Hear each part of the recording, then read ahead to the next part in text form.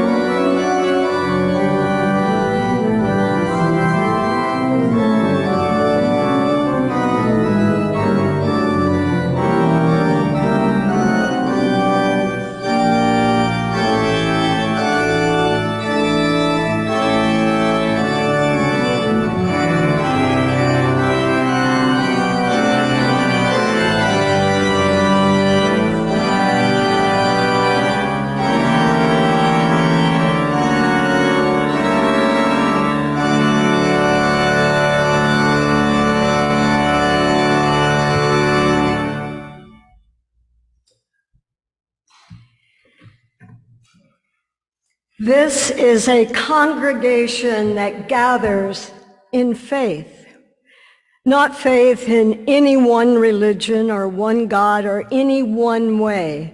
We gather in faith of the power of diversity, the power of love, and the hope of a world transformed by our care. We gather in faith in ourselves and those around us, not a faith that requires perfection or rightness in one another. Rather, a faith that in our shared imperfection we may learn to stumble and fall together.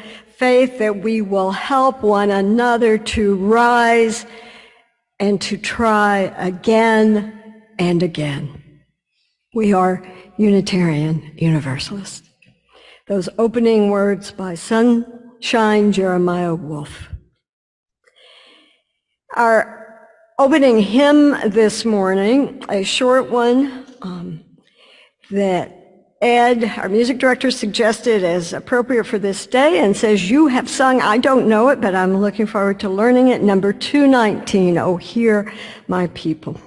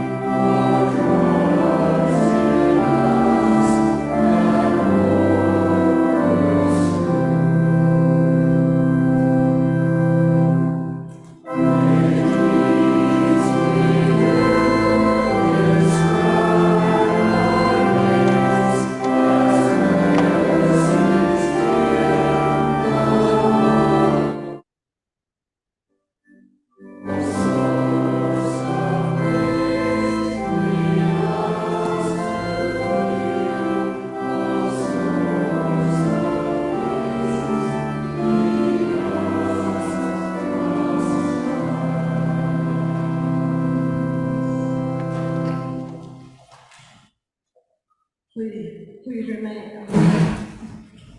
Please sit. Oh no, I'm wrong. Please remain standing for the chalice light. Let this flame be to us a symbol of the wholeness we seek. Its brightness dispelling gloom, lighting a path to faith. Its glow reminding us of the sacred bonds that link us to all living things.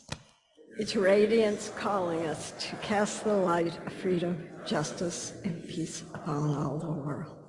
Please be seated. Good morning and welcome. I am the Reverend Susan Milnor, and my pronouns are she and her. It's my honor to serve as interim minister to this historic congregation. And eventually your order of service will become a natural flow to me, but remember, I have a lot of other ones wandering around in there as bathtub data. Whoever you are, wherever you are on your spiritual journey, for this 1 hour, you are part, we hope, of this congregation and feel that way, and you are definitely welcome. If there's anyone here who's visiting for the first time, if you want to rise and introduce yourself, we'll be glad to offer you a first parish welcome, a warm one. Is there anybody who wants to introduce themselves? You are all warmly, if that's the right word, encouraged to stay for the annual financial budget meeting after the service. First, you can go. This is a short service. Our young people and the adults with them today are downstairs for the whole hour so that we can have a short service. You can go get a cup of coffee in the assembly hall at the end of the service, but get back here by 1:15 or so, assuming we end at 10:30. And we do need a quorum for that, so please stay. Again, welcome to First Parish Church. And now, in the interest of time, the morning offering will be given and gratefully received.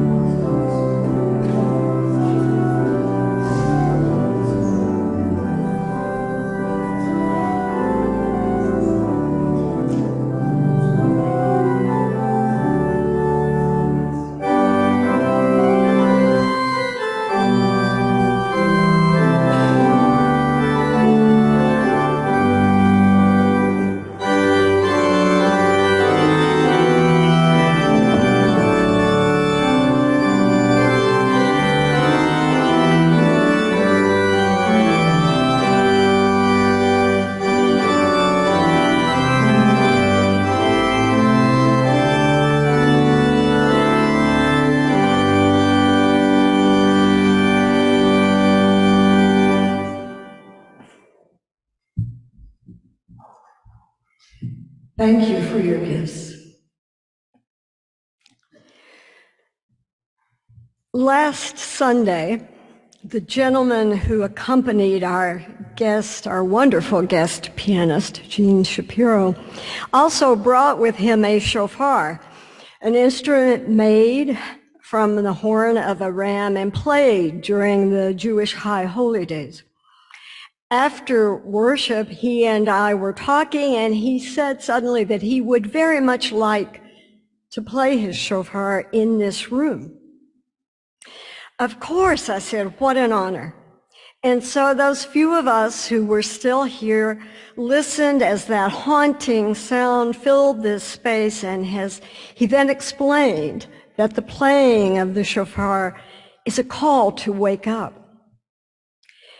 I have to tell you, I was proud that someone would want to share a valued ritual of his faith in this Unitarian Universalist church, this church that also provides a home to a Jewish congregation in our chapel.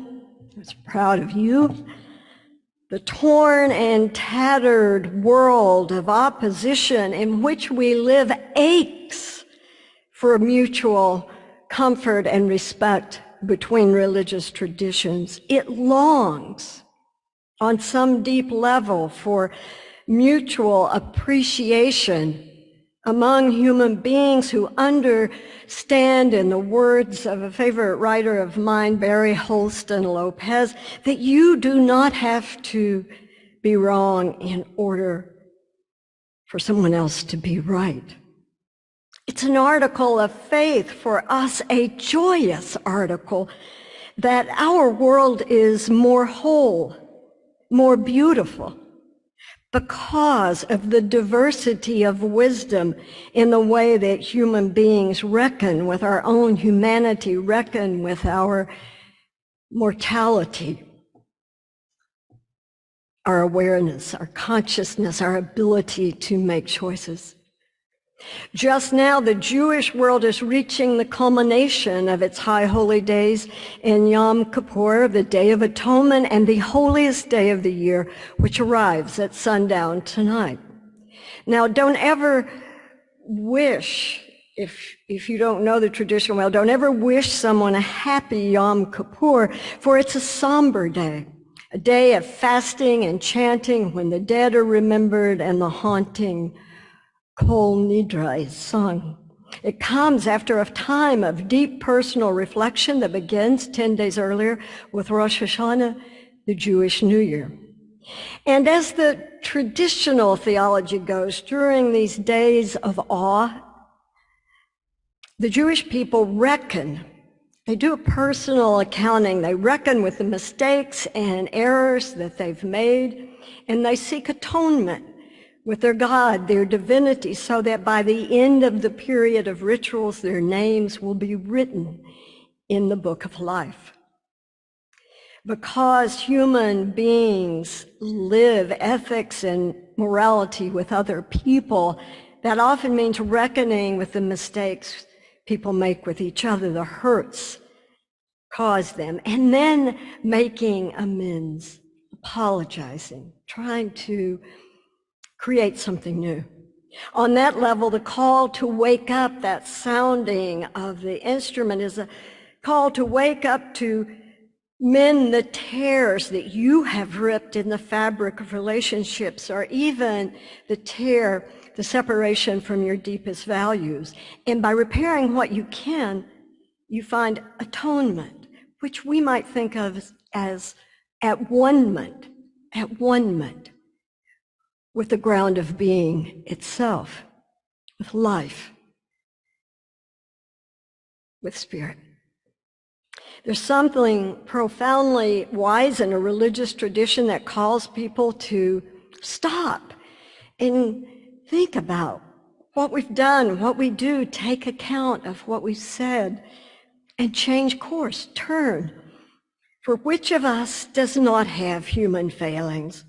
Which of us does not look back with regret on harm, small or large, that we've caused others? Which of us does not long for healing, for forgiveness from others, or to even feel it for others? Poet Philip Schultz catches it elegantly in his poem Yom Kippur. You are asked to stand and bow your head, consider the harm you've caused, the respect you've withheld, the anger misspent, the fear spread. And here's the beauty. Such a practice recognizes not only human failing, but the wonderful possibility that we can restore what we've broken, we can mend it. We can't go back, we can't erase it, but we can mend it. In Schultz's words, it is to believe that no matter what, morning will come and the mountain of night will fade. No matter what, morning will come. The Hebrew word for repentance, teshuvah, means returning. And the aim, of course, is to return to relationship and hopefully forgiveness. Even those of us who are not Jewish, and I don't in any way, as someone who's not, want to suggest that I or we can appropriate celebrating, observing the holy day, but we can be inspired by it. We can be inspired by the wisdom of the tradition to make amends in our own ways when our actions call for it. That ethic of repair, trying to live that ethic, can be a lifeline to turning toward reconnection. Lee Kravitz was a workaholic who in his own words neglected, these are his words, neglected his spouse and children, wider family and friends for years because he was concentrating so hard, so exclusively on his job. Now, we wouldn't wish losing a job on anyone, but when Kravitz did lose his life turned in a different direction. With the space and time to reflect, he began to see that he hadn't paid attention to his relationships with people for a long time. He had taken them for granted. And he decided that for the amount of time he was out of work, he was going to do that. He was going to concentrate and devote himself to that. He made apologies to a number of people, including his immediate family, but the most difficult one involved a favorite aunt who had a mental illness. Aunt Fern had lived with Kravitz's grandmother, who herself had developed Alzheimer's. When the two women, both stressed, but started to battle, the family had put Fern in a nursing home and pretty much forgotten about her. Kravitz, who had cherished his time with his aunt as a child, realized he didn't even know where she was. But he located her, he visited her, and it turned out he was the first family member to have seen her in 14 years. His apology was authentic, his intention to be there for her now real, and he says she gave him the longest hug he had ever had in his life. But he didn't stop there. He got other family members involved in her life again, all culminating in a reunion birthday party for her. On the afternoon of that party, with everyone gathered, Fern sat at the piano and played favorite Yiddish songs that brought the past alive for them all and restored a measure of relationship for the future. We can hope, even guess, that a spirit of forgiveness of others and self found its way into the room that day. At the end of a traditional Yom Kippur service, the shofar is blown in a long, continuous sound known as the, and I hope I get the pronunciation right, Tekiah Godala.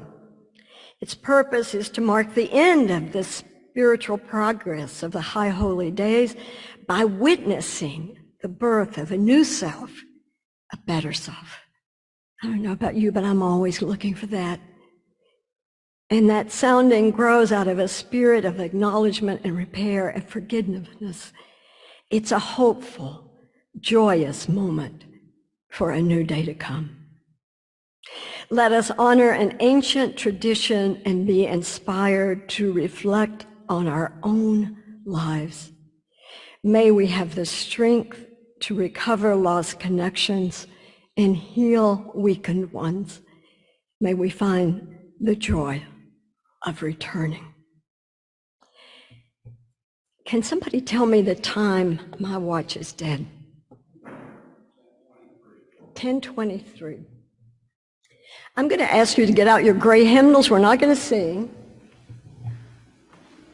But I want you to turn to the reading in the back, number 637.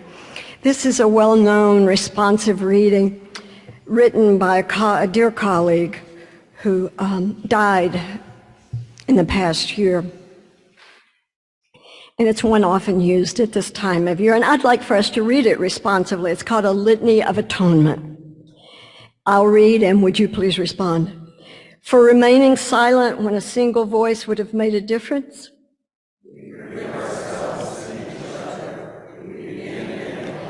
For each time that our fears have made us rigid and inaccessible?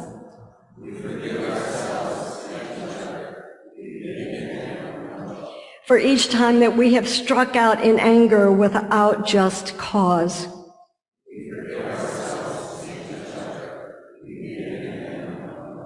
For each time that our greed has blinded us to the needs of others?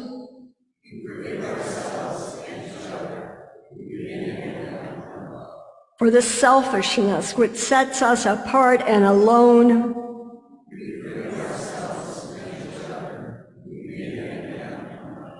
For falling short of the admonitions of the Spirit?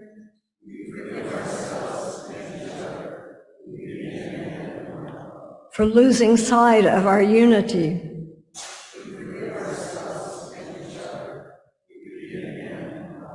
for those and for so many acts, both evident and subtle, which have fueled the illusion of our separateness.